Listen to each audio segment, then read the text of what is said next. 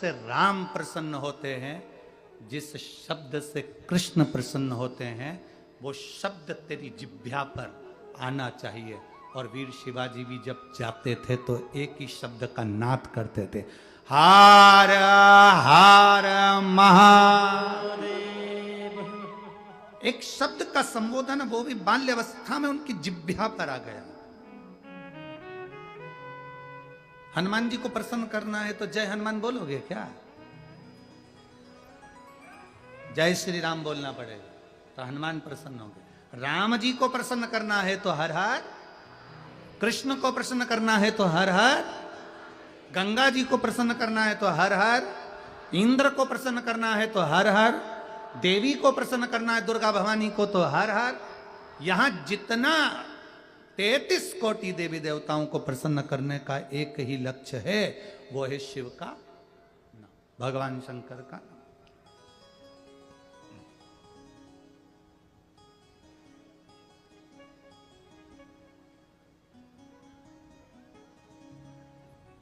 कलिकाल में कैलाश पर्वत से बड़ा कोई लोक नहीं है। कैलाश पर्वत से बड़ा कोई लोक नहीं है, और श्री शिवाय नमस्तुभ्यम से बड़ा कोई श्लोक नहीं है। आप जपो जपो,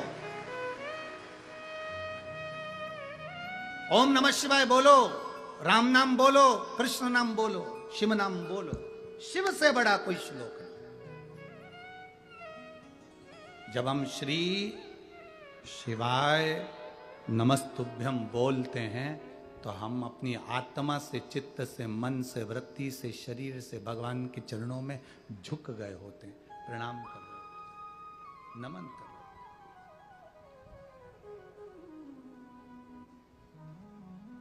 अपने घर में सुबह सुबह कम से कम 2-4 मिनट, 1-1.5 मिनट तो बोल लिया करो, या मोबाइल में भी लगा लिया करो, श्री शिवा नमस्तुभ्यम, श्री शिवाय नमस्तुभ्यम, श्री शिवाय नमस्तुभ्यम, श्री शिवाय नमस्तुभ्यम। बोला करो 2 मिनट 5 मिनट शिव का नाम लोगे, शंकर का नाम लोगे तो राम भी प्रसन्न होंगे, शंकर का नाम लोगे तो कृष्ण भी प्रसन्न होंगे, शंकर का नाम लोगे तो 64 योगिनियां भी प्रसन्न होंगी, शंकर का नाम लोगे तो देवी भी प्रसन्न होगी। मानधाता जी का चरित्र आता है राम वंश के अंतर्गत, सूर्य वंश के अंतर्गत।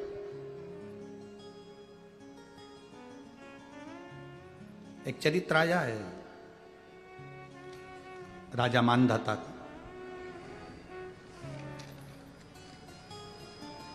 शिव कथा कहती है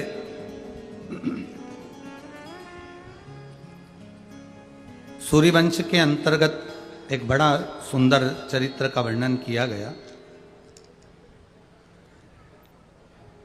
भगवान राम के पूर्वज थे मानधाता जी, जो तप करने के लिए वन क्षेत्र में गए, पर्वतों पर गए, और बहुत हजारों वर्ष तक उन्होंने तप किया, तप करा, पर भगवान के दर्शन नहीं हुए, ना कोई वर प्राप्त हुआ उनको।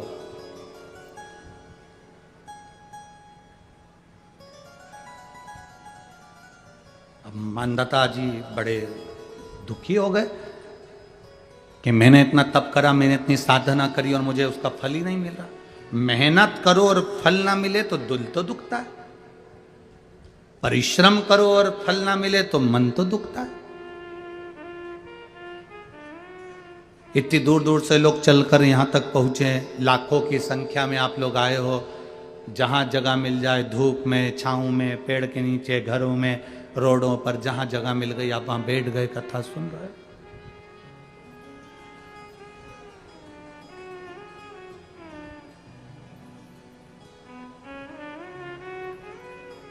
और जितने भी आए हो ना, खाली हाथ नहीं आए हो, तुम्हारे साथ में कोई बैग, कोई मोबाइल, कोई पर्स, कुछ ना कुछ है। बोलो है कि नहीं?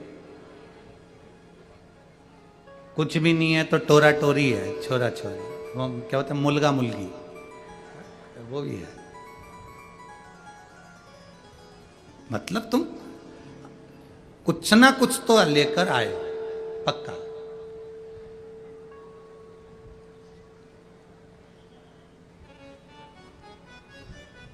अब लोग कहते हैं कि मुट्ठी बांधे आया जग में हाथ पसारे जाएगा। शिव महापुराण की कथा कहती है कि मुट्ठी बांधे आया पर हाथ में अपनी मेहनत लेकर आया, अपना कर्म लेकर आया, अपनी लगन लेकर आया, और हाथ पसारे नहीं जाएगा। शिव महापुराण की कथा कहती है जो उसने पुण्य करा, कथा सुनी, भजन किया, किसी भूखे को भोजन कराया, किसी प्यासे को पानी पिलाया, किसी की दवाई का खर्चा उठाया, किसी विद्यार्थी को अच्छा एजुकेशन दिलाया, उसने जो पुण्य कमाया है वो साथ में लेकर जाएगा, वो छूटेगा नहीं,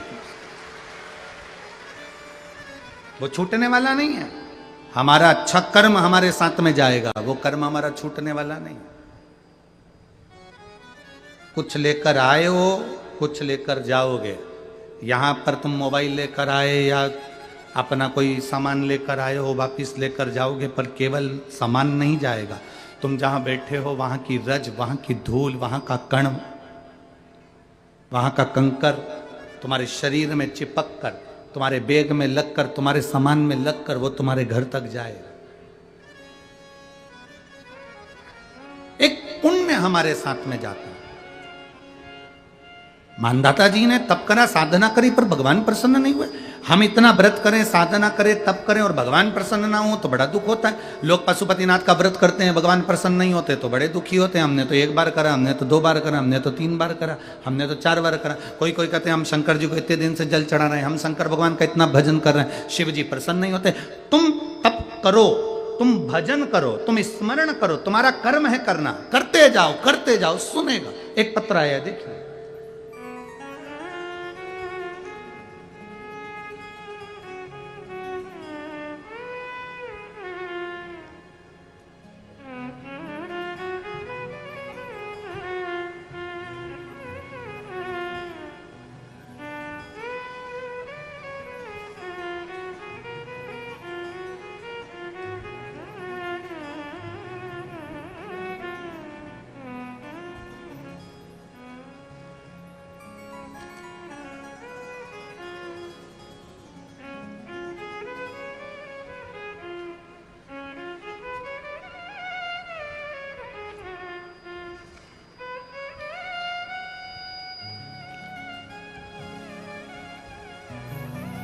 मेरा नाम उज्ज्वला, मेरा गांव नले गांव, मंडल इचोड़ा, जिला आदिलाबाद, तेलंगाना। मेरा मोबाइल नंबर ये है। कहीं बैठी हो तो हाथ हिला सकती हैं, जहाँ कहीं बैठी हो हाथ हिला सकती हैं। मेरा नाम उज्ज्वला, मेरा गांव नले गांव, मंडल इचोड़ा, जिला आदिलाबाद, तेलंगाना। मोबाइल नंबर मेरा ये। कहीं बैठी हैं? अच्छा इधर है, हाथ हिला। श्री शिवाय नमस्तुभ्यं। गुरुजी, आज मैं कथा में बैठी हूं, बड़ी खुश होकर बैठी हूं। शायद मेरे बराबर दुनिया में कोई खुशी बाबा ने किसी को ना दी होगी। मुझे ब्रेस्ट कैंसर हुआ था। आजा बेटा, बेलपत्र ले जाना, आ जाओ। मुझे ब्रेस्ट कैंसर हुआ था। मैं हॉस्पिटल में एडमिट थी और कैंसर के हॉस्पिटल में डॉक्टर ने मेरा ब्रेस्ट निकालने का बोल दिया था। अब मेरा ब्रेस्ट निकालने का बोला गुरुदेव। उसी कैंसर के हॉस्पिटल में पोछा लगाने वाली बाई ने मुझसे कहा, जी आपको ब्रेस्ट कैंसर हो गया है और आपका ब्रेस्ट निकाल रहे हैं, ऑपरेशन होगा। वो पोछा लगाते लगाते वो बाई बोली कि एक काम करो ना, आपका कोई रिश्तेदार अगर आपके घर पर हो तो उसको बोलकर एक बार शंकर जी का चढ़ा हुआ पानी मंगवाओ ना और थोड़ा सा पियो ना। कौन बोली है ये? जम के बोलो जरा। पोछा लगाने वाली हॉस्पिटल में झाड़ू पोछा कर। मैंने अपने परिवार वालों से कहा कि ऑपरेशन बाद में कराएंगे, पहले मैं पशुपतिनाथ का व्रत करना चाहती हूं। पशुपति व्रत? हाँ, मुझे एक महिला ने कहा है मुझे पशुपति व्रत करना है और शंकर जी पे चढ़ा हुआ पानी पीना, इसके बाद मैं ब्रेस्ट का ऑपरेशन कराऊंगी, इसके बाद मैं कैंसर का ऑपरेशन कराऊंगी और ब्रेस्ट निकल पाऊंगी। मैं अभी ब्रेस्ट नहीं निकल पाऊंगी, ना मैं अभी कैंसर का ऑपरेशन कराऊंगा।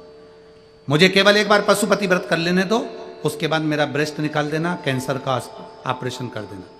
मेरे परिवार के लोग घर ले गए। मैंने उसी बीमारी में भगवान शंकर के 5 पशुपति व्रत करे, शिव जी पे चढ़ा हुआ जल पिया, बाबा का बेलपत्र खाया।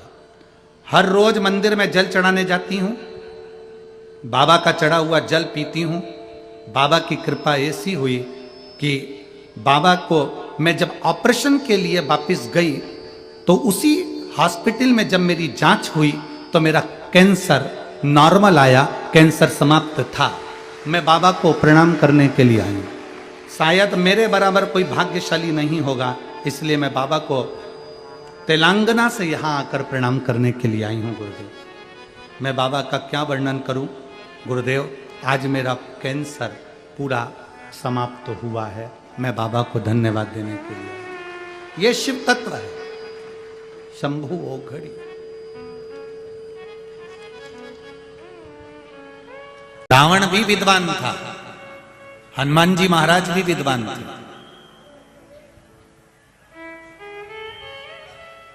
पर रावण को विद्वान कहा गया पर विद्यावान नहीं कहा गया।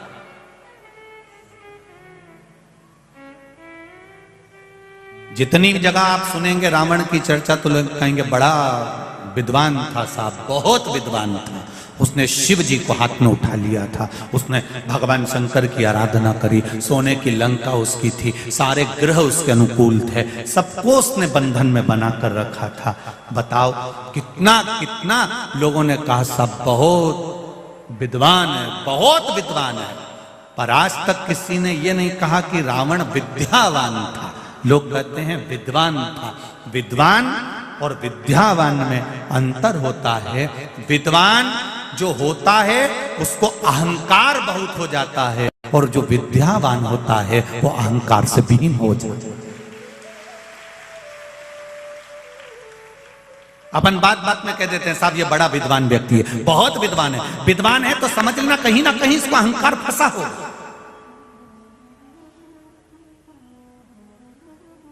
साहब हमारे गांव के ये बड़े विद्वान व्यक्ति हैं, अब वो कहीं ना कहीं अभिमान उसके सम्मुख में आ जाएगा।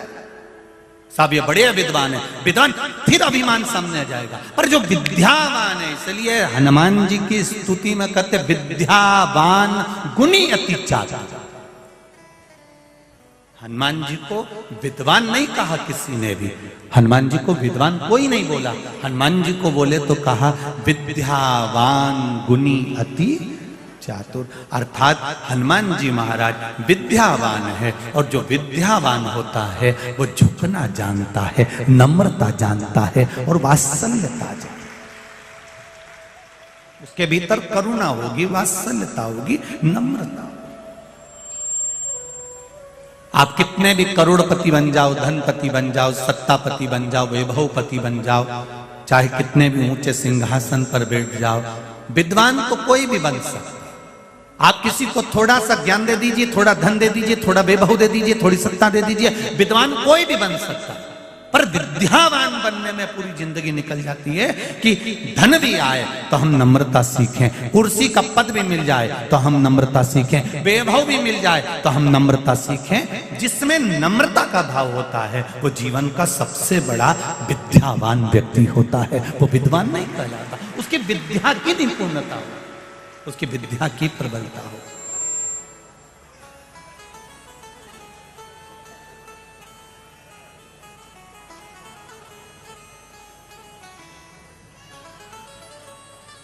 मेरा आप सबसे निवेदन है, आप विद्वान मत बनना। और कोई आपको अगर विद्वान कहे भी सही तो पहले उसके चरण पकड़ लेना, दादा मैं तुम्हारे हाथ जोड़ूं, पांव पड़ूं, मैं काय का विद्वान, मैं तो तुम्हारे चरणों की धूल हूं साहब, मेरे बस का कुछ भी नहीं है। ये तो सब मेरे राम जी की कृपा है, ये तो सब मेरे ठाकुर जी की कृपा, ये सब मेरे गोवर्धन नाथ की कृपा, ये सब मेरे भोलेनाथ की कृपा है। अपना है क्या? नारद जी को जब अभिमान आ गया, नारद जी के भीतर जब अभिमान फंस गया, अहंकार आकर खड़ा हो गया, तब देवऋषि नारद को भगवान विष्णु ने 6 सूत्र दिए हैं। इन 6 सूत्र को नारद अपनी जिंदगी में उतार कर रखना, तब तेरा अहंकार समाप्त हो जाएगा और शिव तुझे मिल जाएंगे। और शंकर अगर मिल गए, शिव जी से हमें सीखना ही क्या चाहिए? शंकर भगवान से क्या सीखना है? भगवान शंकर से सीखो विद्यावान। शंकर भगवान से सीखिए। शिव जी ने जब ब्रह्मा जी के द्वारा वीणा देवी उत्पन्न हो जाती है, ब्रह्मा जी के द्वारा सरस्वती उत्पन्न हो जाती है, ब्रह्मा जी के द्वारा जब वीणा और सरस्वती का प्रागट्य हो जाता है, तब वीणा देवी ब्रह्मा जी के पास में जाकर खड़ी हो जाती है। और वीणा देवी ब्रह्मा जी के पास जाकर खड़ी होकर कहती हैं कि मुझ में जो बल है वो बल किसी में भी नहीं है। स्वयं वीणा देवी ने कह दिया, सरस्वती कह रही है कि मुझ में जो बल है वो किसी में नहीं है। ब्रह्मा जी ने उसी समय पर थोड़ा सा ब्रह्मा जी को बुरा लगा और ब्रह्मा जी ने कहा कि अगर तुम कहती हो कि तुम में बल है, किस चीज का बल है? मैं स्वर की सम्राट हूं,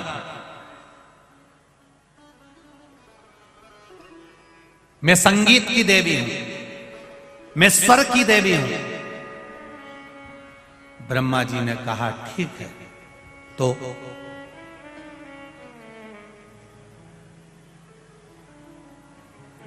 बच्चों के लिए तो तुम में नम्रता होना चाहिए ना। आप में से कितनी माताएं ऐसी होंगी, कितनी माता ऐसी होंगी जो सर्विस भी करती है? कितनी माता ऐसी होंगी जिन्होंने नृत्य भी सीखा होगा? कितनी माताएं ऐसी होंगी, कितने पुरुष ऐसे होंगे जिन्होंने गायन की, संगीत की क्लासें भी करी होगी? पर जब कुंवारे हो तब बात दूसरी है। संगीत क्लास भी कर लेते हो, संभाल भी लेते हो, आयोजन भी कर लेते हो, नृत्य नाटक का भी कर लेते हो, पर जब धीरे धीरे धीरे धीरे परिवार के चक्कर में पड़ते हो, घर में बच्चे जन्म ले लेते हैं, तो क्या बच्चों के सामने नृत्य सिखाओगे? नहीं, पहले अपनी औलाद को, पहले अपने बच्चों को संभालोगे कि मेरा बच्चा समझ जाए, उसके बाद मैं दूसरी जगह क्लास लगा लूंगी, दूसरे को सिखा दूंगी या कार्यक्रम करने चली जाऊंगी। अपना बच्चा समझना चाहिए। कितने भी औहदे पर बैठ जाओ, कितने भी पद पर बैठ जाओ, पर अपनी नम्रता को मत छोड़ो।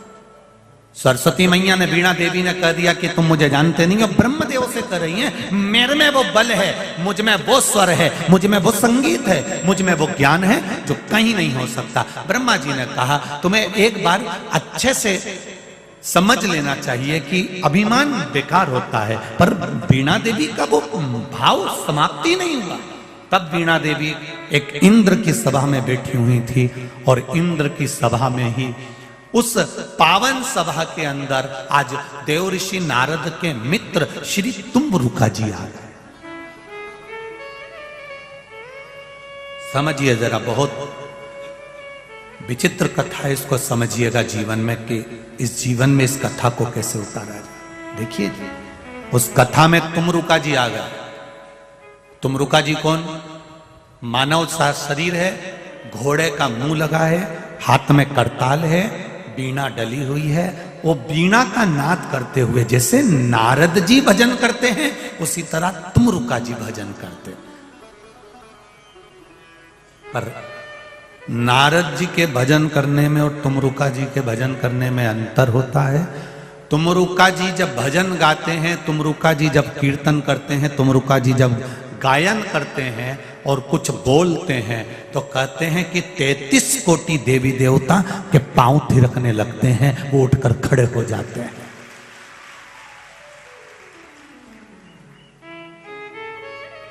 तुम्बरुका जिन्होंने ये शिव महापुराण की कथा का वाचन किया, तुम्बरुका जो नारी के गर्भ नहीं ठहरता है, उस नारी को भी संतान देने वाला अगर कोई देव कहलाता है तो वो तुम्बरुका जी कहलाते हैं।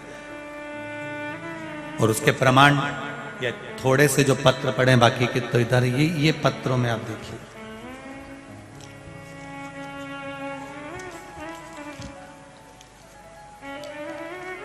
कुसुम राठौर 462, रामानंद नगर इंदौर। कहीं बैठी हो तो हाथ हिलाइएगा, कहीं बैठी हो तो हाथ हिलाइएगा। कुसुम जी राठौर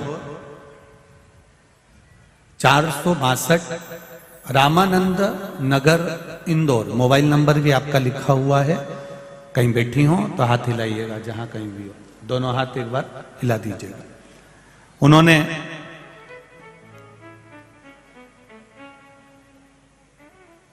भजन की एक लाइन लिखी है, छोड़कर सारा जमाना तेरे धर्म पे आ बैठे हैं। क्या बखान करूं गुरुदेव। आंकड़े की जड़ पशुपतिनाथ का व्रत और तुमरुका जी के नाम में क्या बल है। मेरी मासी की शादी को 24 साल हो गए थे, उन्हें संतान सुख नहीं था। इस वजह से उन्हें परिवार वाले भी बहुत अपशब्द कहते थे। कई जगह इलाज करवाया पर 24 साल तक संतान नहीं हुई। हमने आपकी कथा 2021 में आखिरी के महीने में श्रवण करी। तब आपने पशुपति व्रत का वर्णन किया, तुमरुका जी का नाम लेकर सफेद आंकड़े की जड़ का वर्णन किया। कथा सुनकर एक उम्मीद जाग गई। मैंने मासी माँ से कहा, इतना इलाज करवाया है, एक बार ये उपाय भी करो। फिर हम 3 मार्च को कुबेरेश्वर धाम आए और वहां बाबा से बोल कर आई कि बाबा मैं यहां से जाने के बाद मासी माँ के लिए पशुपतिनाथ का व्रत करूंगी, मेरी मासी भी करेगी, आप कृपा करना मेरी मासी माँ की गोद भर देना। 17 मार्च को मासी माँ ने आंकड़े की जड़ को तुमरुका जी का नाम लेकर अपनी कमर में शिव मंदिर में जैसा आपने बताया था वैसा बांधा। 19 अप्रैल को मेरा दूसरा पशुपतिनाथ का व्रत था और मासी माँ उस समय गर्भ से हो गई थी। 21/11/2022 को मासी माँ को 2 पुत्र रत्न की प्राप्ति हुई है, जिनके फोटो मैंने पत्रिका में लगाए। ये 2 पुत्र हुए।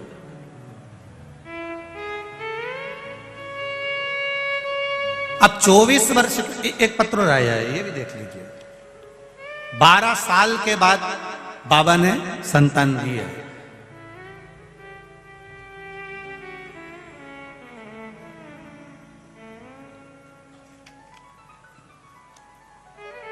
दीक्षा नाथ भोले पंत की बेटी इंदौर से हैं। मोबाइल नंबर ये, जिसका भी हो वो हाथ हिला सकती हैं। दीक्षा नाथ, गुरुजी मेरे भोले बाबा का आपका क्या वर्णन करूं, मेरे शिव जी का। 12 वर्ष शादी के हो गए थे। 12 साल के बाद भोले बाबा की कृपा से, शिव कृपा से आंकड़े की जड़ का प्रयोग और तुमरुका जी के नाम का स्मरण कर 12 साल के बाद बाबा ने मेरे घर में 2 बेटियों को दिया है। उसके फोटो लगा रहा हूं। अच्छा, लोग कहते महाराज जी एक बात बताओ, ये तुमरुका जी एक क्यों नहीं देते जब भी देते?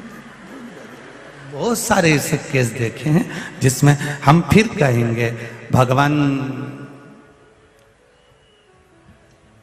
देवता और देवी सब देंगे। ब्रह्मा जी देंगे तो जितना तुम्हारे ललाट में लिखा है उतना देंगे। भगवान विष्णु देंगे तो तुम्हारी किस्मत में जितना लिखा है उतना देंगे। और मेरा महादेव जब देता है तो छप्पर फाड़ कर दे, वो नहीं सोचता देने, वो सोचता नहीं है देने। यही है, लिया आ जाओ, लिया।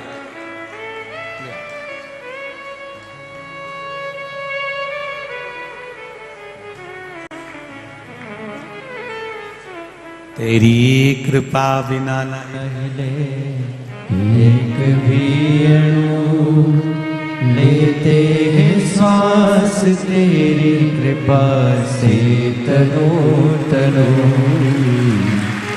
गंगाधार मुक्ति द्वार ओमकार तू, भोले ओमकार तू।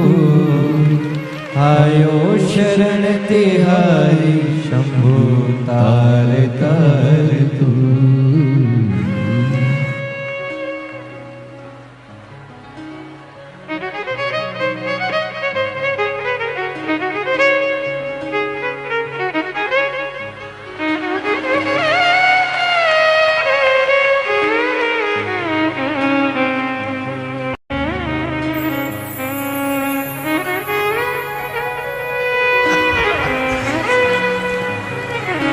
दीदी बोल रही हैं, इनको थोड़ी सी भी तकलीफ होती है तो मैं एक बेलपत्री इनके पास में रख देती हूँ और वही बेलपत्री बाबा की घूटी में घिस के दे देती हूँ, मेरा बाबा लाज रख ले। शिवाय नमस्ते। ये शिव है। ओ घड़ी तेरी कृपा बिना न हिले एक भी लेते हैं श्वास तेरी कृपा से तनु तनु। बखान क्या करूं मैं राखों के ढेर का, चपटी भभूत में खजाना कुबेर का। ये उसकी कृपा बिना नहीं हो सकता। मैं फिर निवेदन करूंगा जिन माताओं को 8 साल 10 साल 5 साल 6 साल 4 साल 12 साल हो गए हों, निवेदन है भले टेस्ट बेबी आप करा रहे हो या कुछ भी क्रम कर रहे हो, दवाई गोली डॉक्टर की भी लेते रहो, मना नहीं है, पर साथ में रजस्वला धर्म का 7वां दिन हो, सफेद आंकड़े की जड़ भगवान शिव जी पे से 21 बार घुमाकर तुम रुका जी का नाम लेकर लाल धागे में शिव जी का दर्शन करते हुए दोनों पति पत्नी मंदिर के अंदर रहें, तब कमर के ऊपर उसको बांधिए। शिव कृपा, उसकी कृपा बिना कुछ नहीं हो सकता। पर विश्वास के साथ कई बार सफेद आंकड़े की जड़ या तो पति लेकर आ जाता है या पत्नी लेकर आ जाती है या किसी मोहल्ले वाले से बुलवा ली जाती है, फिर लोग कहते हैं हमने भी बांधी थी।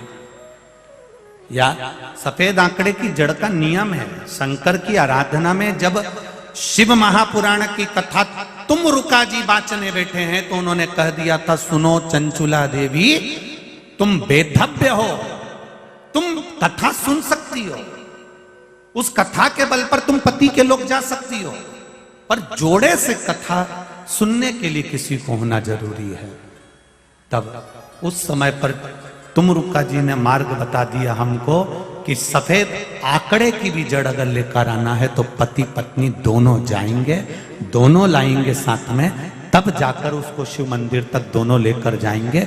शिव के द्वार पर दोनों मानेंगे।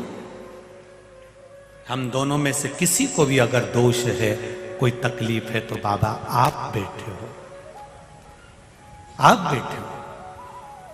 अब कई बार पति से मंगवा लिया, आपने बांध ली, कई बार पत्नी लिया थी, कभी मोहल्ले के लोगों से मंगवा लेते हो, कभी रिश्तेदारों से मंगवा लेते हो, क्योंकि तुम तो पढ़े लिखे हो, तुम कहां जाओ?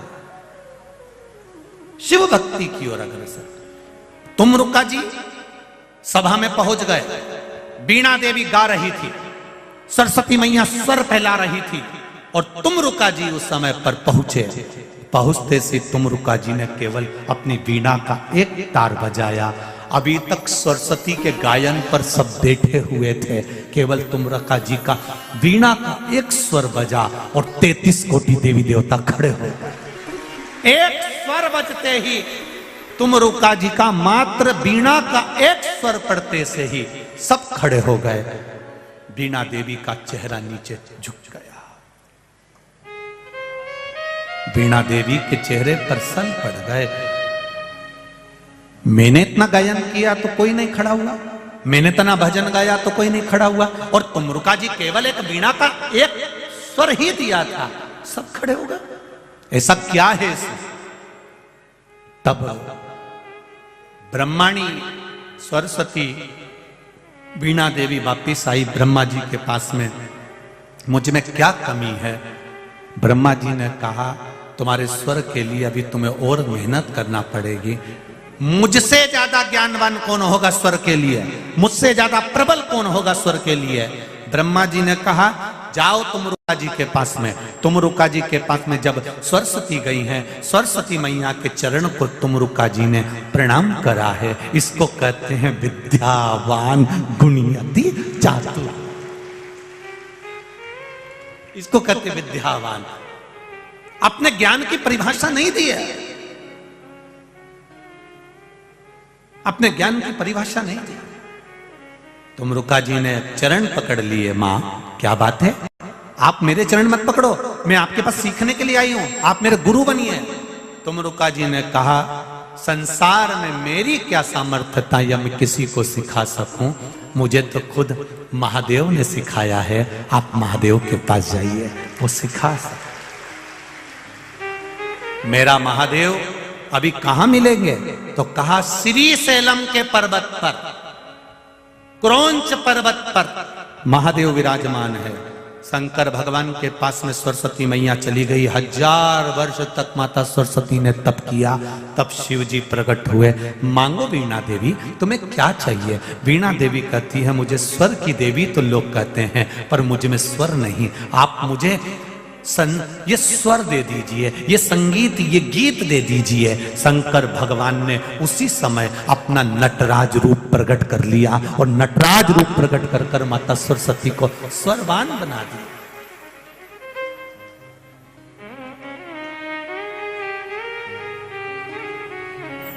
हम बच्चों से कहना चाहेंगे, छोटे छोटे बच्चों से, आप माता सरस्वती की आराधना करा करो। मेरे बच्चों से निवेदन है, कभी जिंदगी में अगर मौका मिल जाए और सरसों के फूल यदि आपके जीवन में आपको कहीं से प्राप्त हो जाए, सरसों के फूल जानते हो ना, पीला कलर का होता है सरसों का फूल, आप प्रयास करो सरसों का फूल। जिस दिन माता सरस्वती का, मेरी बागेश्वरी का जिस दिन प्रागट्य उत्सव हो बसंत पंचमी का, उस समय पर माता सरस्वती का स्मरण कर कर वो सरसों का फूल आप देव अधिदेव महादेव को चढ़ाइए। जैसे माता सरस्वती को ज्ञान दिया था, वैसा मेरा महादेव आपको भी ज्ञान दे। वो सरसों का फूल आप देव अधिदेव महादेव को समर्पित करें। कई जगह पर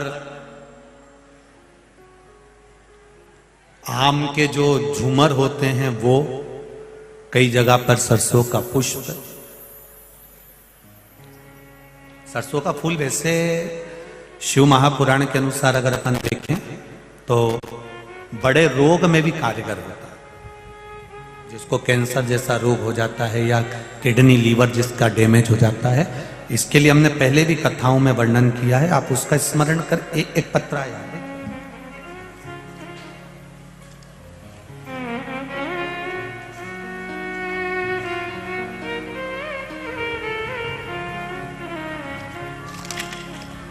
तेरी कृपा बिना न हिले एक भी लेते हैं श्वास तेरी कृपा से तनु तनु। है गंगाधार मुक्ति द्वार ओमकार तू, भोले ओमकार तू। आयो शरण तेहारी शंभु तार तार तू। बखान क्या करूं मैं रातों के ढेर का, चपटी बहुत में खजाना कुबेर का। दो पत्र हैं, बड़ा ध्यान दीजिएगा।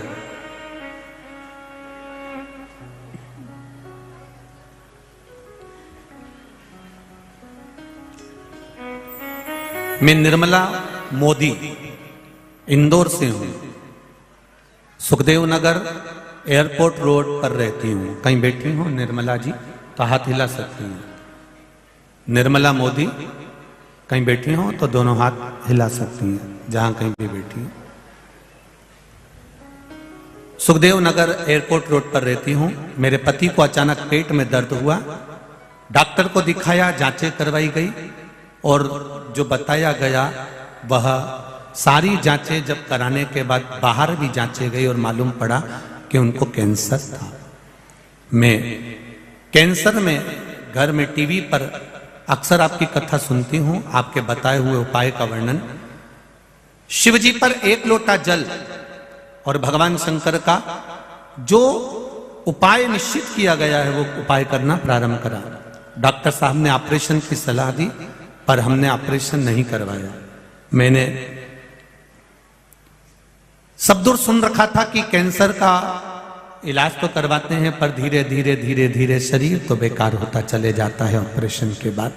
मैंने मना कर दिया और बाबा से प्रार्थना कर कर इनकी बीमारी के लिए पशुपति व्रत बेलपत्र शिव जी को चढ़ाने लगी। शिवलिंग पर चढ़ाकर बेलपत्र को लाकर रुद्राक्ष का जल शिव को चढ़ाकर इनको देने लगी। आज की स्थिति में बाबा की कृपा से सारी जांचें नॉर्मल आई है और वो एकदम ठीक हो गए हैं। मैं बाबा को प्रणाम करने के लिए शिव तत्व को जाना। एक पत्र और बड़ा सुंदर है, देखिए इसमें रिपोर्टें भी लगाई हैं, पूरी की पूरी सिटी स्कैन की जितनी भी रिपोर्टें होती हैं डॉक्टर की, वो सारी रिपोर्टें इसके अंतर्गत लगा दी गई।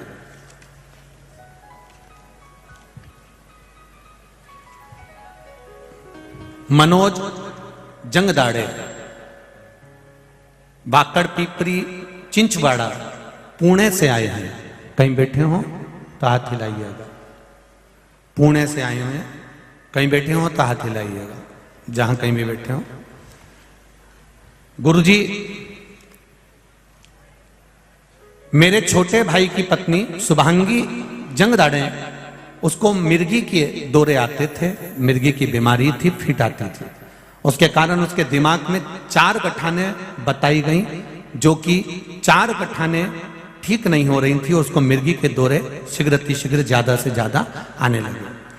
आपने कुंदकेश्वर वाला उपाय बताया था। ये जो कुंदकेश्वर का जो उपाय है, पहले भी कहा, मिर्गी आने वालों के लिए जो पूर्व में डला हुआ है कुंदकेश्वर का उपाय, वो आप कर सकते हैं। कुंदकेश्वर का जो उपाय बताया था पशुपति व्रत के साथ में उसको किया। बाबा की कृपा से उसकी सारी रिपोर्टें नॉर्मल आ गई हैं और मिर्गी के दौरे बंद हो गए हैं। ये शिव तत्व, सारी रिपोर्टें पीछे लगाई गई है, सारी रिपोर्टें पीछे लगा दी हमारे, जो जो जांचें कराई हैं।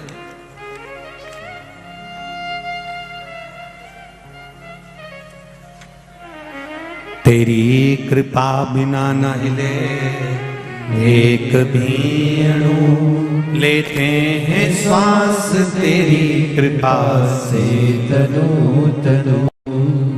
बखान क्या करूं मैं राखों के ढेर का, चपटी भभूत में खजाना कुबेर का। शिव कथा कर रहे, तुम रुका जी से शिव जी के द्वार तक जाना और शंकर भगवान की शरणागति में रहकर हजारों वर्ष तक माता वीणा वादिनी ने, माता सरस्वती ने श्री सेलम पर तप किया। इसलिए आज भी हम जब श्री सेलम के पर्वत पर मल्लिकार्जुन भगवान का दर्शन करने जाते हैं तो मंदिर में प्रवेश करने से पहले श्री सेलम के शिखर पर, श्री सेलम पर्वत की सबसे ऊंची चोटी पर माता वीणा वादनी का, माता सरस्वती की मूर्ति विराजमान है और उसके पास में नटराज की मूर्ति विराजमान है। ये हमको सीख देती है कि हमने बाबा की भक्ति को धारण किया, हमने बाबा की भक्ति को धारण किया। ये सीख दे रही, शिव कथा कर रही, भगवान शंकर का गुणगान कर रहा है कि हम विद्वान ना बने, हमें क्या बनना है? जम के बोलो जरा, विद्यावान बनना। और विद्यावान बनने में सबसे बड़ी चीज होती है कि हमारी नम्रता, हमारा झुकना, प्रणाम करना। हनुमान जी महाराज को विद्यावान गुणी अति चातुर कहा गया, उनकी विद्या की प्रबलता। शिव कथा का देवऋषि नारद को भगवान ने 6 सूत्र दिए। इन 6 सूत्र को नारद जी अगर तुम धारण कर लोगे तो तुम्हारा अभिमान अपने आप चला जाएगा और तुम शिव तत्व को प्राप्त कर लोगे। वो 6 सूत्र दिए गए। पहला सूत्र है सिर पर त्रिपुंड लगाना नारद, और अगर त्रिपुंड से वंचित हो जाओ तो पंचाक्षर मंत्र। पंचाक्षर मंत्र कौन सा? जम के बोलिए जरा, नमः शिवाय। बोलो जरा अच्छे से, नमः शिवाय। ये नमः शिवाय पंचाक्षर मंत्र है। ओम नमः शिवाय षडाक्षर मंत्र है। ओम नमो भगवते वासुदेवाय ये 12 अक्षर मंत्र है। राम 2 अक्षर का मंत्र है। कृष्ण 2.5 अक्षर का मंत्र है। जब कभी मौका मिल जाए, देवऋषि नारद जब आपका चित्त, जब आपका मन, जब आपकी वृत्ति दिल से भगवान की भक्ति में डूबे, तब पंचाक्षर मंत्र का जाप करिए। नमः शिवाय, नमः शिवाय, नमः शिवाय, नमः शिवाय। इस पंचाक्षर मंत्र का जाप करें। और जब आप अक्षर मंत्र से भी आप वंचित रह जाएं, तो एक काम करिए, अपने गले में रुद्राक्ष धारण कर लीजिए।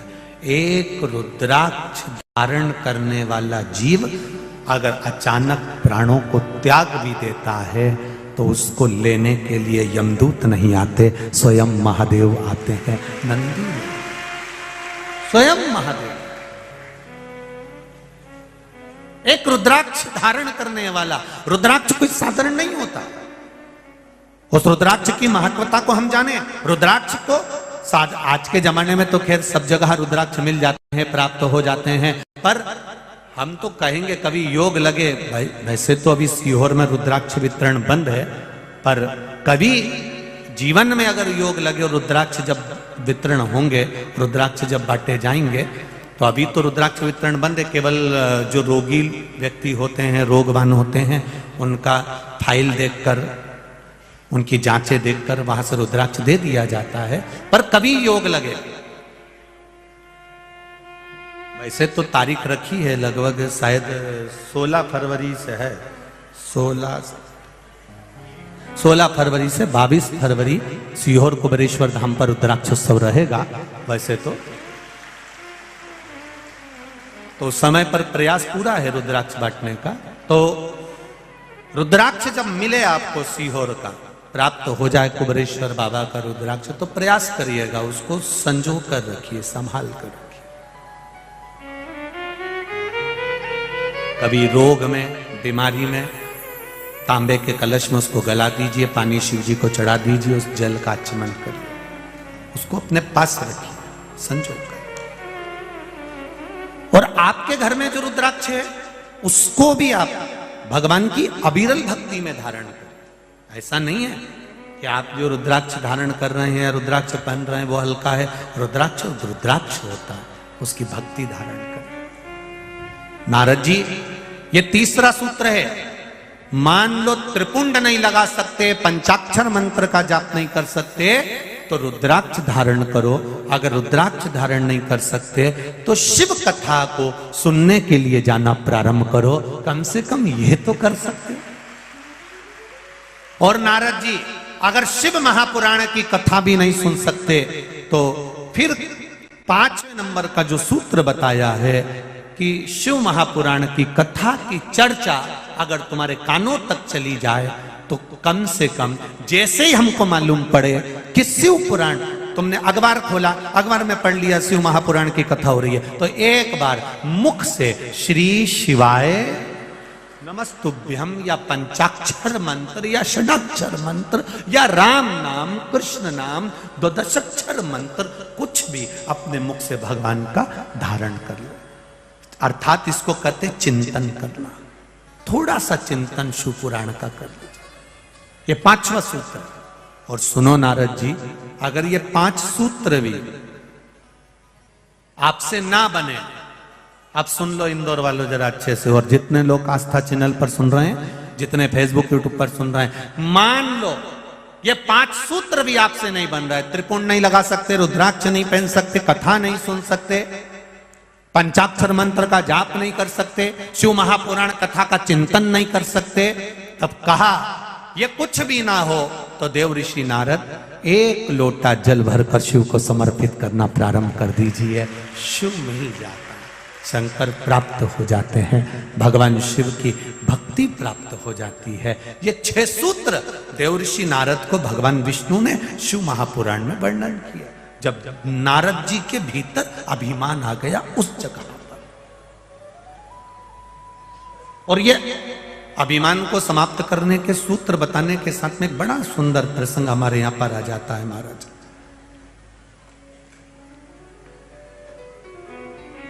शिव कथा कहती है, भगवान की अविरल कथा कहती है। इन 6 सूत्र में से एक सूत्र भी अगर आपने अपनी जिंदगी में धारण करा है, अपने जीवन में अगर उतारा है, और मेरा विश्वास करता है आप कोई सूत्र धारण करें चाहे ना करें, सारी समस्या का हल।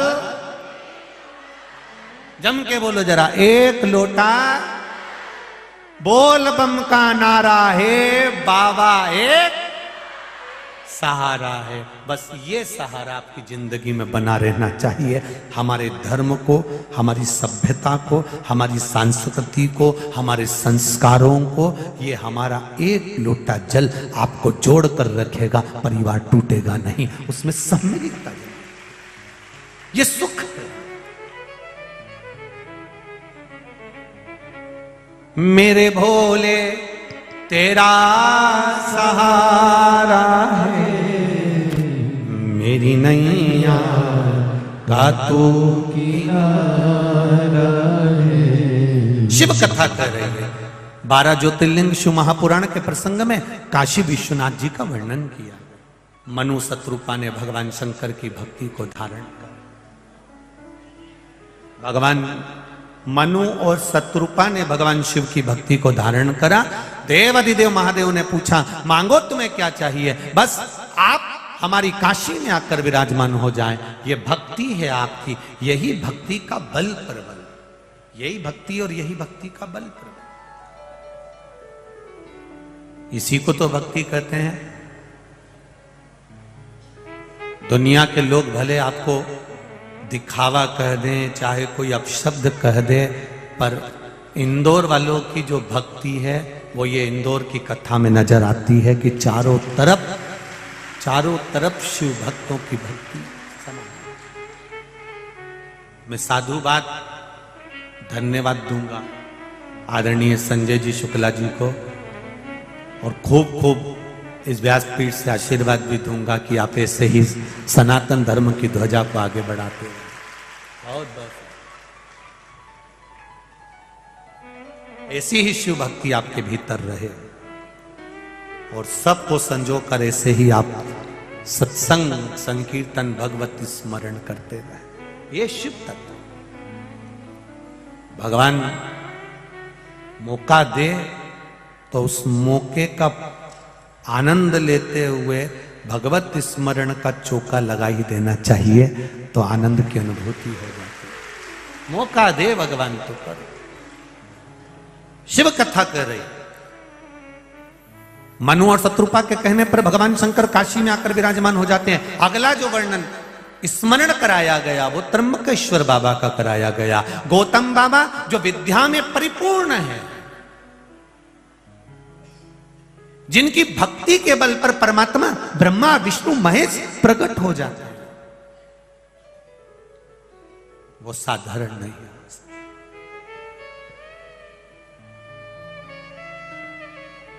गौतम बाबा पर अब जरा विचार करिएगा। जिन गौतम बाबा के कहने पर मां अंजना शिव जी का शिवलिंग का निर्माण करती हैं और उसकी पूजन करती हैं, और अंजना माता के गर्भ से संतान होती है।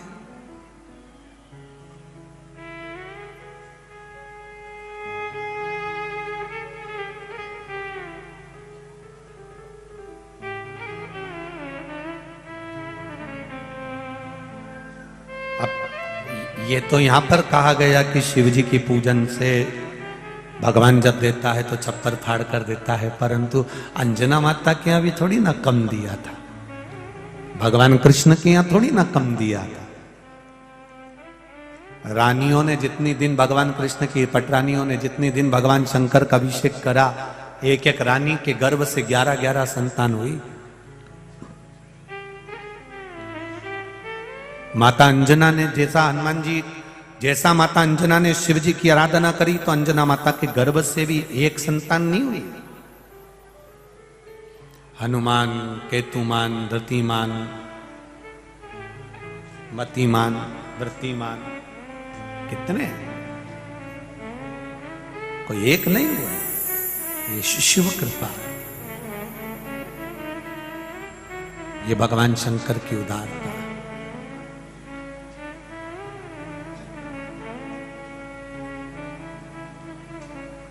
और वो सहजता में देता नहीं, और देता है तो इतना देता है कि बटोरा भी नहीं जाता। ये उसकी कृपा है, ये उसकी करुणा। अब गौतम बाबा पर गौ हत्या का दोष लगा दिया। जब ईर्ष्या प्रकट होती है, अहंकार प्रकट होता है, थोड़ा सा जलन भाव प्रकट होता है, थोड़ी सी ईर्ष्या प्रकट होती है, तो उस ईर्ष्या में हम दूसरे को नीचा दिखाने का प्रयास करते हैं। पर शिव पुराण एक बात बड़ी सुंदर कहती है। कोटि रुद्र संहिता के अंतर्गत देव अधिदेव महादेव ने माता पार्वती को जो कहा है, पार्वती, जब हम ईर्ष्या रखते हैं, किसी को नीचा दिखाने का प्रयास करते हैं, उस जगह पर वो नीचा नहीं होता, जो नीचा दिखा रहा होता है वो नीचा हो जाता है। ये भगवान देव अधिदेव महादेव कोटि रुद्र संहिता में माता पार्वती जी को ज्ञान उपदेश दे रहे हैं। और वो देखा भगवान की ये पावन कथा तुमरुका जी चंचुला देवी से कहते हैं, चंचुला जरा ध्यान लगाकर सुनिए, चंचुला देवी, इस चंचुला देवी जरा ध्यान लगाकर सुनिए, बिंदुक के लिए तुम ये कथा सुन रही हो, उसका स्मरण करिएगा कि गौतम बाबा जो अपने आश्रम में रह रहे हैं, भजन कर रहे हैं, कीर्तन कर रहे हैं, मंत्र जाप कर रहे हैं, नाम जाप कर रहे हैं, नाम स्मरण कर रहे हैं, उनको कोई मतलब नहीं संसार से। वो तो केवल अपनी धर्म पत्नी अहिल्या के साथ में आनंद के साथ विराजमान। राम पथ गमन पर चलकर देखिए, आप जहां राम पथ गमन पर जितने राम जी के मंदिर नहीं मिलेंगे, उससे ज्यादा आपको शंकर भगवान के शिवालय मिलेंगे। पूरे राम पथ गमन पर चलकर देख लो, अयोध्या से जहां जहां राम जी निकले हैं, उस राम पथ गमन पर चलकर देखिए, और लंका तक जाकर देखिए, जितने मेरे राघव जी के, मेरे राम जी के मंदिर नहीं, उतने मेरे शंकर भगवान के हैं। क्यों? राम जी जहां रुकते थे वहां शिवलिंग का, पार्थिव शिवलिंग का निर्माण करते थे, पूजन करते थे, और वो स्थान भगवान राम के द्वारा निश्चित हो जाता था, तो वहां शिवालय बन जाता था। इसलिए पूरे पथ गमन पर मेरे शंकर भगवान स्थापित हैं। जहां कोई पूछोगे पंडित जी से, यहां शंकर जी कैसे आ गए? राम जी के हाथ के। यहां शंकर जी कैसे आ गए? राम जी के हाथ के। ये राम जी के हाथ के। जैसे हमारे मध्य प्रदेश में भी कई मंदिर ऐसे हैं, आप सब शंकर जी के पूछो तो कहा ये पांडवों ने बनाया था, ये भीम ने बनाया था, ये पांडवों के द्वारा निर्मित है, ये माँ अहिल्या माता के द्वारा निर्मित है। हम अपनी भाषा में कह देते हैं ये उसने बनाया, ये उन्होंने बनाया, ये उनके द्वारा निर्मित है। अब राम पथगमन की ओर से हम जब जाते हैं तो शिव जी का निर्माण करते करते करते करते मेरे राघव जी माता जानकी का हरण हो जाता है, समुद्र का तट पहुंच जाते हैं, और वहां फिर मन में भाव उत्पन्न होता है कि मैं जिस रावण को मारने के लिए जा रहा हूं, ये रावण कोई साधारण नहीं है। जिस रावण को मैं मारने जा रहा हूं, ये साधारण नहीं है। जिस रावण को मैं मारने के लिए जा रहा हूं, ये शंकर भगवान का भक्त है। शिव भक्त पर भगवान भी अगर बाण चढ़ाते हैं तो पहले ये विचार करते हैं कि ये शंकर भगवान की आज्ञा तो मिले। शिव भक्त पर मैं बाण चढ़ा रहा हूं, शिव भक्त की ओर जा, शंकर भगवान की ओर, शिव जी की ओर। राम जी ने स्तुति करी, आराधना करी, शिवलिंग का निर्माण करा, पूजन करी, और पूजन करने के बाद मेरे देवाधिदेव महादेव शंकर भगवान की आज्ञा लेते हैं कि मैं लंका पर चढ़ाई कर रहा हूं, मैं लंका पर चढ़ाई कर रहा हूं बाबा। और लंका कोई साधारण सी नहीं है, जहां पर मेरा देवाधिदेव महादेव जिस पे करुणा करा, वो लंकाधिपति रावण की लंका है। मैं आपके इस सुंदरपुरी में पहुंचूंगा, आपके भक्त है लंकाधिपति रावण, प्रभु कृपा करिएगा। मेरे राम जी महाराज ने जब शिव जी की स्तुति करी, देव अधिदेव महादेव ने, मेरे ओघड़दानी ने उसी समय पर आकर आशीर्वाद दे दिया, राम जी आप अपना कर्म करो, जाओ, पर यह रावण मरेगा, आपका भक्त है। शिव जी ने तुरंत उसी समय पर कहा, राम जी चिंता ना करिए, राघव जी आप चिंता मत करो। इस रावण ने वर मांगा था, इस रावण ने कहा था मेरे पास में सब कुछ है, मुझे किसी चीज की जरूरत नहीं है। शिव जी ने कहा था मांग ले रंकाधिपति, कुछ तो मांग ले। अगर चतुर होता तो मांग लेता कि जिस समय मेरे प्राण छूटे इतना तो करना स्वामी, जब प्राण तन से जाए उस समय कह देता कि मैं जब मरूं मेरे प्राण छूटे तो मेरा भोलेनाथ मेरे सामने होना चाहिए। पर रावण ने यह भी नहीं मांगा, रावण ने नहीं मांगा। अभिमान जब समाया था, अहंकार जब समाया था, अभिमत्ता जब समाई थी, अभिमान जब चरम तक पहुंच गया था, तो रावण ने यह भी नहीं मांगा कि मेरे अंत समय पर तू आ जाना। और हम तो रोज कथा में आप लोग और हम लोग वर्णन करते हैं, अंत समय प्रभु आना पड़ेगा, वचन दिया तो निभाना पड़ेगा। आए ना आए प्रभु कुटुंब कबीला, अंत समय प्रभु आना पड़ेगा।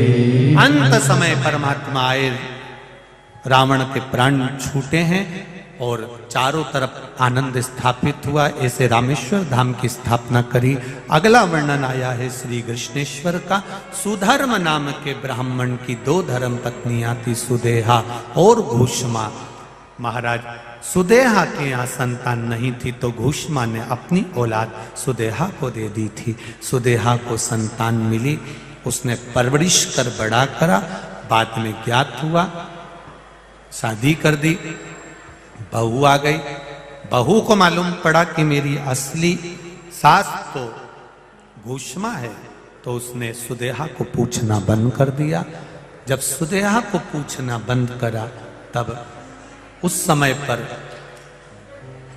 सुदेहा को क्रोध आ गया, और सुदेहा को क्रोध आया तो उस सुदेहा ने अपने बेटे के टुकड़े टुकड़े कर दिए और टुकड़े कर कर एक कपड़े में बांध कर तालाब में फेंक दिए।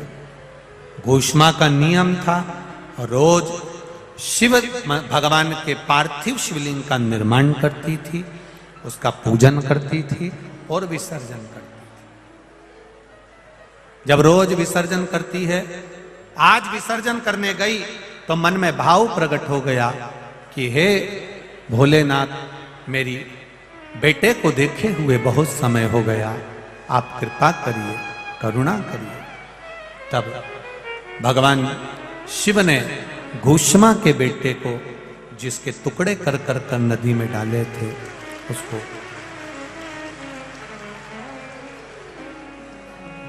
हमारे बीच में पूर्व मुख्यमंत्री श्री कमलनाथ जी आए हैं। बहुत बहुत साधुवाद था। शिव महापुराण में आप पधारे, बहुत बहुत साधु। घूष्मा के बेटे को भगवान शिव ने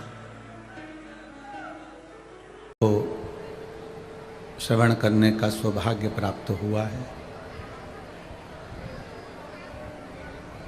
बड़े भाग्यशाली हैं सभी श्रोता भाई बहन जो इस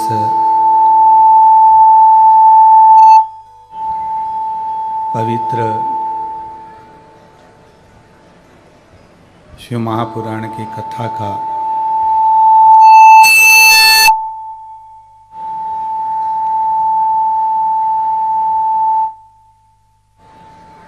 लाभ ले रहे हैं।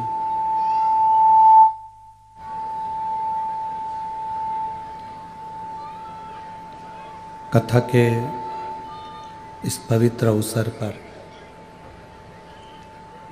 कथा मंडप में विराजमान सभी श्रोता भाई बहन, संत साधु, गुरुजन, तपस्वी जन, साधक जन, उपासक जन,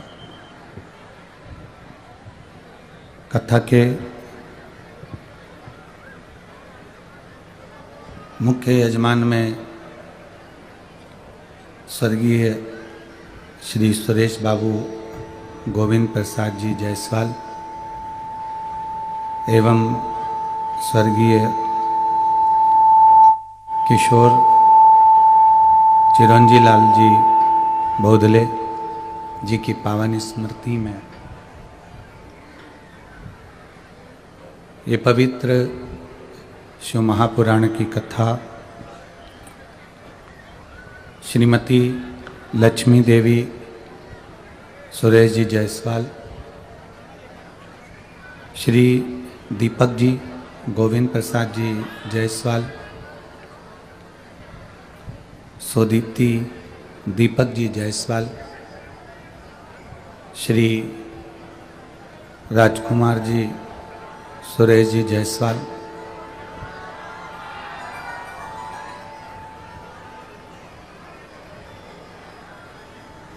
सौभाग्यवती श्रद्धा राजकुमार जी जायसवाल परिवार इस कथा के मुख्य यजमान का पद ग्रहण करे हैं। भगवान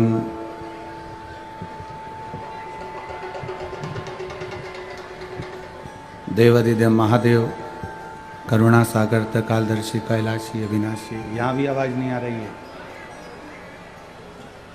बाहर पीछे की आवाज़ खोलिए, सब दूर की। भगवान शिव ओगरदानी त्रिकालदर्शी कैलाशी अविनाशी, जो संपूर्ण विश्व का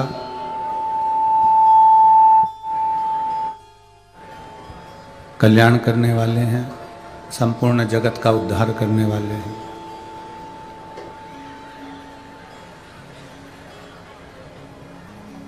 शरीर मिला मानव का, ये सब बन पड़े। खड़े होके सुनो ना आशीष तुम। शरीर मिला, बन पड़े सारे के सारे। शरीर मिला मानव का, मनुष्य की देह, मानव का शरीर। और जब ये मनुष्य की देह प्राप्त हुई है,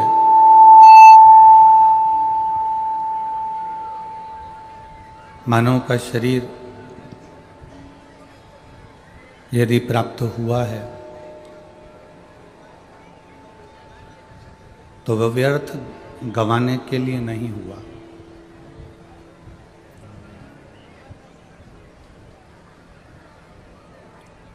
आप और हम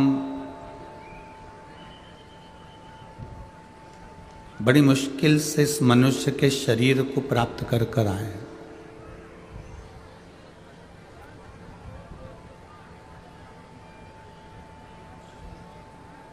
और ये मुश्किल से जो मानव का देह मिला है, ये मानव का शरीर मिला है,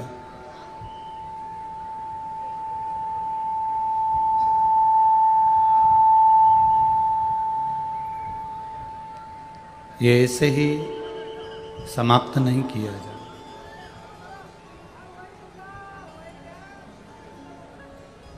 21,600 श्वास प्रतिदिन शरीर में से निकल रही है, रेगुलर चालू है।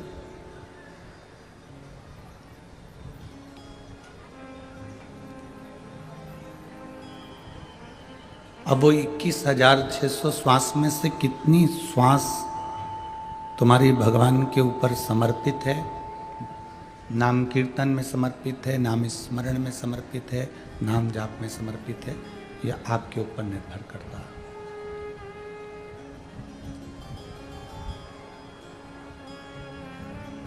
इक्कीस 21,600 श्वास में से कितनी श्वास आप भगवान को दे रहे हो?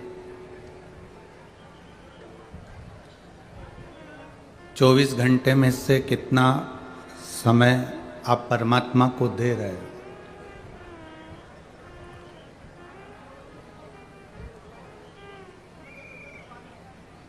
आप पूरा समय भगवान को मत दो, 24 घंटा भी आप परमात्मा को पूर्ण मत दो। रखो अपने परिवार के लिए, अपने कुटुंब के लिए, अपने नातेदारों के लिए, अपने रिश्तेदारों के लिए, अपने लिए समय रखो, हम मना नहीं करेंगे। आप पूरा समय भले आप परमात्मा को मत दो, परशु महापुराण की कथा कहती है कि इतना समय परमात्मा को जरूर देना जितना समय आप दुख की घड़ी में परमात्मा को अपने करीब में खड़ा देखना चाहते हो, उतना समय आप परमात्मा को जरूर दो।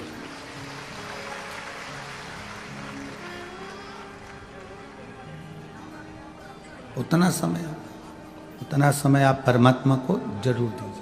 जितना समय आप परमात्मा को आपके सामने देखना चाहते हो, जितना दुख की घड़ी में आप खड़ा होना चाहते हो,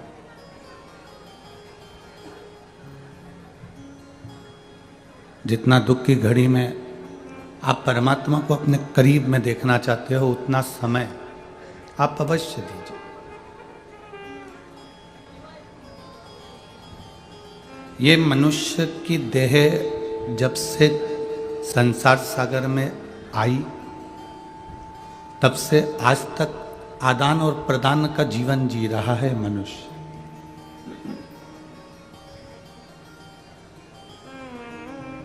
पहले का जो समय था, बहुत पहले, आप अपने पूर्वजों से स्मरण करिएगा या उनके भी पूर्वजों ने जो समय निकाला है, या अब अगर कोई बताने वाला नहीं हो तो किताबों में पढ़िएगा।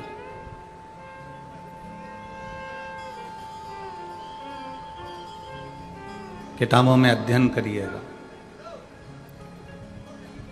जब आप किताबों में अध्ययन करेंगे तो आपके स्मरण में आएगा कि पहले का समय और आज का समय दोनों आदान प्रदान का रहा। किसान के पास में फसल होती थी, ज्वार मक्का होती थी। किसान के पास में जो फसल होती थी वो कपड़े वाले को देता था, उससे कपड़ा ले लेता।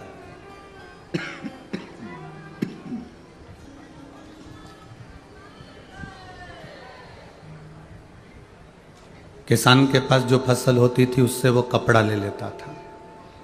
कपड़े वाला किसान से अनाज ले लेता था। किसी के पास में अगर कोई दूसरी वस्तु होती तो वो दूसरी वस्तु देकर दूसरी वस्तु प्राप्त कर लेता था। किसी लकड़ी के कारीगर के पास में लकड़ी होती थी तो वो लकड़ी का सामान बना देता था, लोहे वाले से लोहे का ले लेता था। ये शुरू से आदान प्रदान का क्रम चलता आया है, शुरू से आदान प्रदान चलता रहा है, वो निरंतर चलता रहा। फिर सामान का आदान प्रदान बंद हो गया, फिर कौड़ी आ गई, कौड़ी का आदान प्रदान हुआ। फिर दमड़ी आ गई, दमड़ी का आदान प्रदान हुआ। फिर सिक्का आ गया, सिक्का देने लगे, क्वाइन देने लगे, अशरफी देने लगे। सिक्का, अशरफी, क्वाइन बंद हुआ, फिर रुपया आ गया, रुपया देकर हम सामान लेने लगे। मतलब आज भी हम पैसा देते हैं तो कुछ लेते हैं। पहले अनाज देते थे तो कुछ लेते थे, सामान देते थे तो सामान के बदले सामान लेते थे। अभी कहीं कहीं पर आपने देखा होगा कि डलिया में बर्तन रख के कुछ महिलाएं आती हैं। आपके इधर आपने देखा कि नहीं देखा वो हमको नहीं मालूम, पर हमने तो देखा। डलिया में महिलाएं बर्तन लेकर आती हैं और उन बर्तन को तुम्हारे यहाँ से कपड़े लेती हैं और कपड़ा लेकर वो बर्तन उनको दे देती।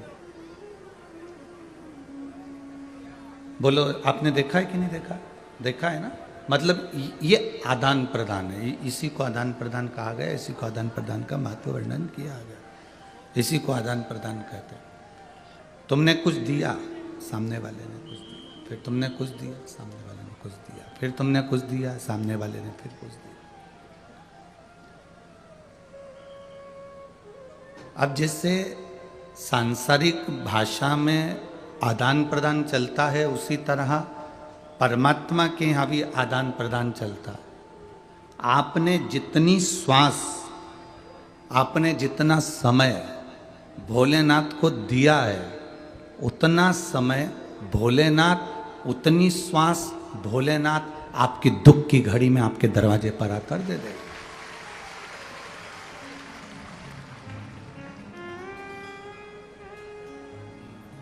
बस ये आदान प्रदान है, इसको आदान प्रदान कहा गया है।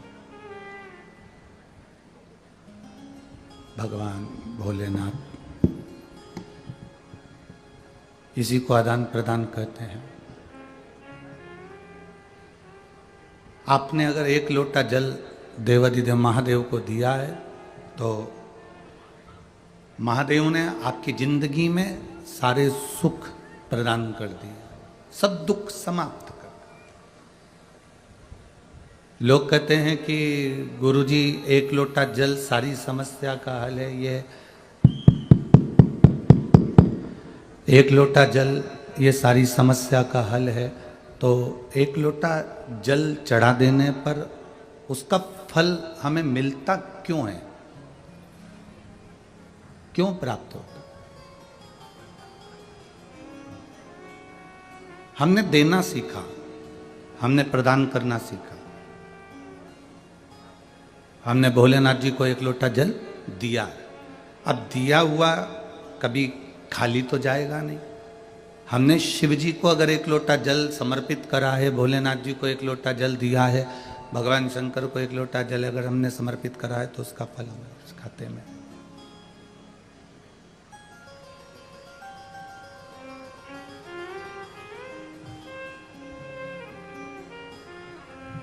गला पकड़ रहा है बहुत तेज, कैसे बोले माइक पे?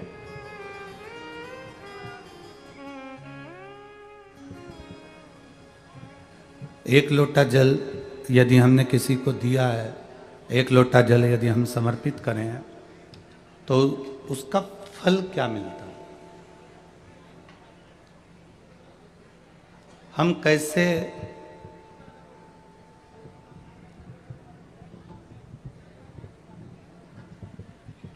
उस जल को समर्पित करते हैं, और जिस भाव से हम जल को समर्पित करते हैं उसका फल हमारे खाते में आता ही है। अब आप जितनी देर भगवान की अविरल भक्ति को धारण कर रहे हैं, आप जितनी देर भगवान की भक्ति को भज रहे हैं, स्मरण कर रहे हैं, जितना समय आपने परमात्मा को दिया उतना आपकी जिंदगी में परमात्मा ने आपको देना है। चलो और सरल भाषा में उसको समझें। दिवाली आती थी, अब यहाँ पर महाराष्ट्र का तो हमको नहीं मालूम, पर हमारे मध्य प्रदेश का हमको मालूम है। दीपावली पर हमारी माँ थाली में गुजिया, पपड़िया, सेव, नमकीन, मठरी सब रख कर दे देती है और कहती कि पड़ोस वाली काकी के यहाँ दिया। अब यहाँ महाराष्ट्र का तो नहीं मालूम, पर हमारे उधर का मैं मालूम है। हम ऐसे थाली में उसको ढककर पड़ोस वाली काकी के यहाँ, पड़ोस में जो रहता है उसको हम देकर आ जाते हैं।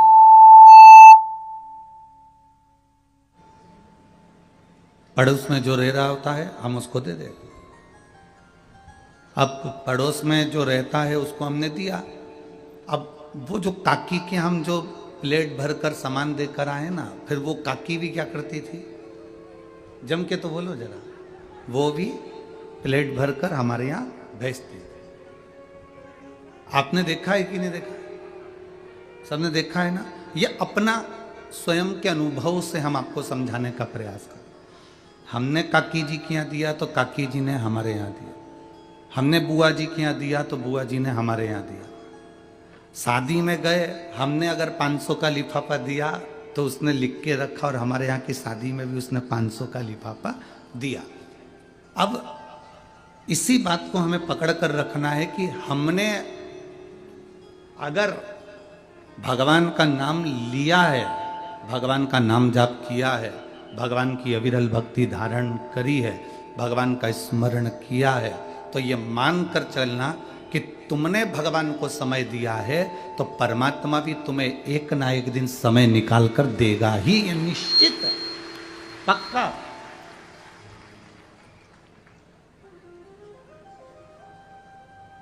फिर उसमें कोई विषय चिंता का नहीं होता।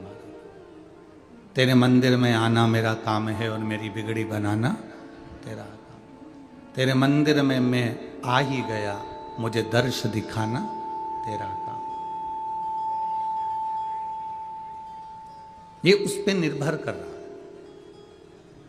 अब इतनी धूप पड़ रही है, इतनी गर्मी पड़ रही है, आपको लगता होगा कभी कभी कि गुरुजी माइक वाले को इतना चिल्लाते हैं या माइक वाले को इतना गुस्सा करते हैं। आज आप तो अंदर बैठे हो, कभी बाहर से आ रहे होते ना तो देखना 2 से 3 किलोमीटर दूर गाड़ियां रोकी गई हैं और 3 किलोमीटर दूर से बुजुर्ग माता अपने बच्चों का जब हाथ पकड़कर पंडाल में आती हैं तो उनका दर्द देखा नहीं जाता। कम से कम कथा सुनने का कम से कम मौका तो मिल जाए। वो इतनी दूर चलकर आ रही है और उसको कथा भी सुनने को नहीं मिले तो फिर तो बेकार जीवन क्यों आए हम यहां पर, और क्यों लाखों रुपए फिर माइक वाला लेता है अगर व्यवस्था नहीं दे पाते तो। जरा देखो छोटे छोटे बच्चे 3-3 किलोमीटर दूर से ऐसे हाथ पकड़ पकड़ कर बुजुर्ग जिसकी कमर दुख झुक रही है और वो चली रही है, केवल उसको एक ललकता है सियोर वाला महाराज के यहाँ पहुंच जाऊं, कथा सुनना है मेरे को, 5 मिनट बैठना। धूप नहीं देख रही, चलती हुई धूप, बाहर जितने बैठे हैं जरा देखो उनका नज़ारा, लोग रोडों के किनारे बैठे हुए हैं कि केवल कथा सुनना। अब लोगों को लगता है कि महाराज जी माइक वाले को चिल्ला देते हैं, क्रोध कर देते हैं। ये एक समझने वाली विषय है कि क्यों कर रहे हैं। हमारा क्या है, हम तो ये कथा बाँचेंगे और फिर गाड़ी में बैठेंगे और अपने चले जाएंगे, पर मूल है आपका त्याग, मूल है आपका परिश्रम।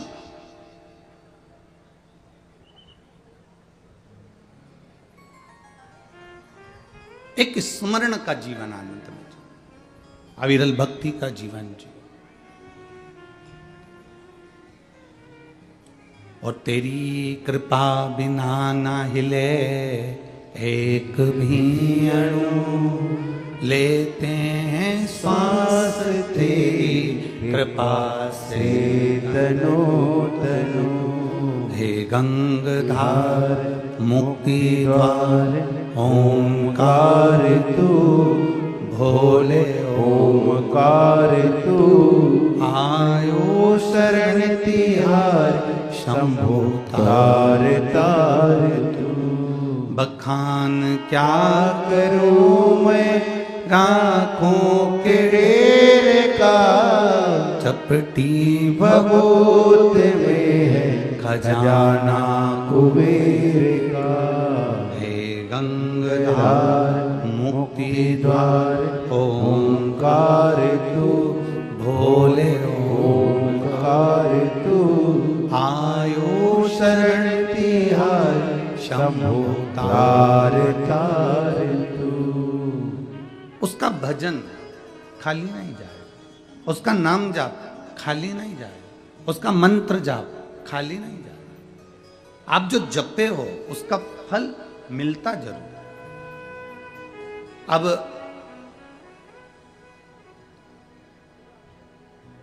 रोड के किनारे किनारे चलकर देखना, रोड के किनारे किनारे जितने पेड़ लगे होते हैं उन पेड़ों पर वन विभाग वाले कलर पोत देते हैं। देखा है आप लोगों ने? उन रोडों के किनारे पर जितने पेड़ लगे हुए हैं, जितने वृक्ष लगे हैं, उस पर उन्होंने कलर पोत दिया। कोई पे सफेद, वन विभाग का जो भी कलर होता है वो उस पर पोत दिया जाता है।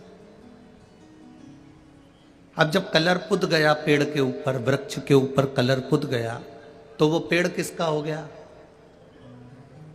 वो तुम्हारा है क्या? जम के तो बोलो नहीं। किसका है? सरकार का। वन विभाग का हो गया, सरकार का हो गया। सरकार ने, इसीलिए तुम जब वोट डालने के लिए जाते हो तो तुम्हारी उंगली पे भी कलर लगा दिया जाता है कि तुम इतनी देर के लिए सरकार के हो। जब तुम्हारी उंगली पर कलर लगाया तो उतनी देर तुमने मतलब सरकार का काम किया, तुमने वोटिंग करी, उतनी देर तुम सरकार के हो। पेड़ पर कलर लगा दिया, वृक्ष पर कलर लगा दिया, वृक्ष पर कलर पोता तो ये मालूम पड़ जाता है कि ये सरकार का है।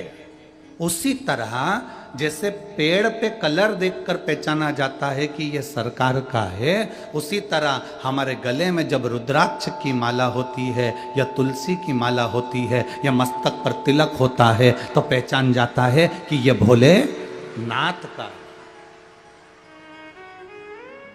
पेड़ सरकार का है तो अपन भी उस सरकार के।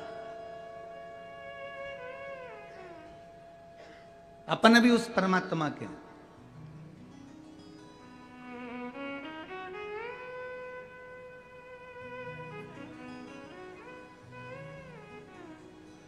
और जब अपन स्वयं परमात्मा के हो गए तो शिव पुराण कहती है एक बार किसी का होकर देखो वो तुम्हारा होकर रहेगा।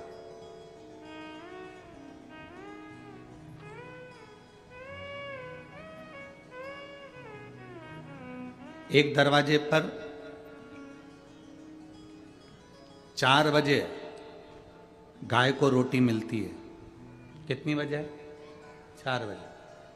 प्रैक्टिकल करना। सियोर वाला महाराज झूठ तो नहीं बोल रहा है, प्रैक्टिकल करते रहना चाहिए, प्रैक्टिकल करने में पीछे नहीं हटना। एक गाय माता को, गौ माता को 4 बजे दरवाजे पर रोटी मिलती है। गौ माता कहीं पर भी घूमती रहेगी पर 4 बजे वहां पर पहुंच जाएगी। आप लोगों ने देखा होगा, आपके यहां अगर 12:30 बजे रोटी मिलती है तो वो 12:30 बजे ही पहुंचेगी। 1 बजे रोटी मिलती है तो वो 1 बजे पहुंचेगी। 5 बजे रोटी मिलती है तो वो 5 बजे पहुंचेगी। ये गौ माता का नियम है, वो घड़ी नहीं बांधती, इसके बाद भी समय पर वो तुम्हारे दरवाजे पर खड़ी मिलती है। क्यों? क्योंकि तुमने उसको रोटी दी तो वो अपना कर्जा चुकाने के लिए, अब वहां दरवाजे पर रोटी मिले चाहे ना मिले, वो 4 बजे आकर खड़ी हो गई। खड़ी हो गई, उसने तुम्हारे घर की ओर मुख करा, तुम्हारे घर की ओर देखना प्रारंभ करा। अब तुम समझ रहे हो कि वो 4 बजे उसको रोटी मिलती थी तो वो 4 बजे रोटी लेने के लिए आई है। ना ना ना, वो अपना कर्जा चुकाने के लिए आई है। 4 बजे आके वो तुम्हारे दरवाजे पर खड़ी हो जाती है। शास्त्र कहता है गौ माता का मुख जिस दरवाजे की ओर होता है और गौ माता दरवाजे की ओर खड़े होकर जितनी देर श्वास लेती है उतनी देर घर में जो नेगेटिवता रहती है, जो दुख, जो तकलीफ, जो कष्ट रहता है, गौ माता उसको श्वास के माध्यम से खींच लेती है।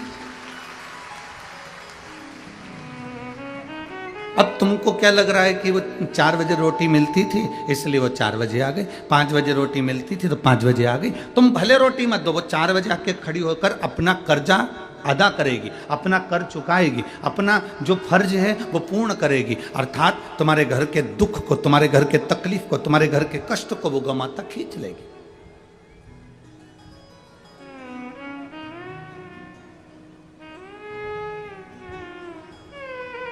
वो तुम्हारे दरवाजे से अपने आपके दुख को खींच कर ले जा रही है, वो आपके कष्ट को खींच कर ले जा रही है।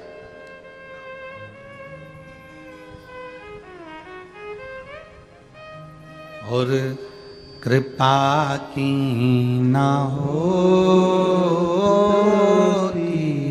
जो आदत तुम्हारी तो सुनी रहती अदालत तुम्हारी। गरीबों के दिल में जो जगह तुम न पाते तो किस दिल में होती इबादत तुम्हारी, तो किस दिल में होती इबादत तुम्हारी। यदि आप परमात्मा का भजन कर रहे हो तो परमात्मा ये नहीं देख रहा कि तुम सेठ हो कि गरीब हो कि अमीर हो कि साधारण हो, उसने ये नहीं देखा। परमात्मा तो केवल ये देखता है कि तेरा मन कितना पवित्र है, तेरा दिल कितना पवित्र है, तेरा हृदय कितना पवित्र है।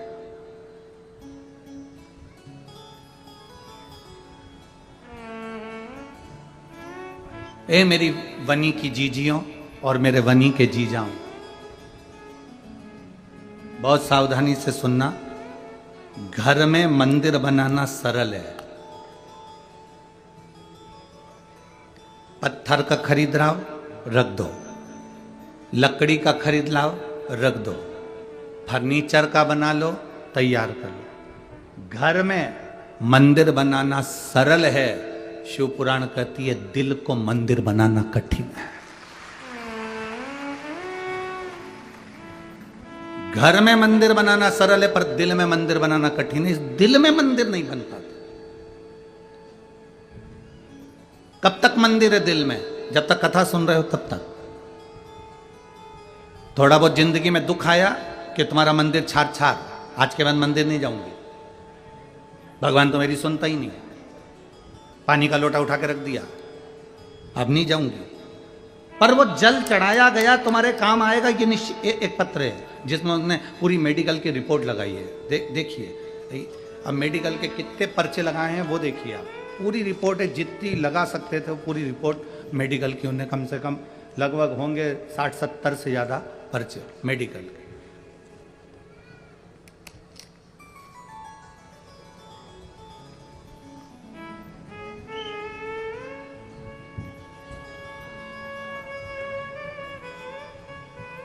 सो मनीषा प्रफुल्ल खंडालकर, निवासी मांडली, तहसील बरोरा, जिला चंद्रपुर।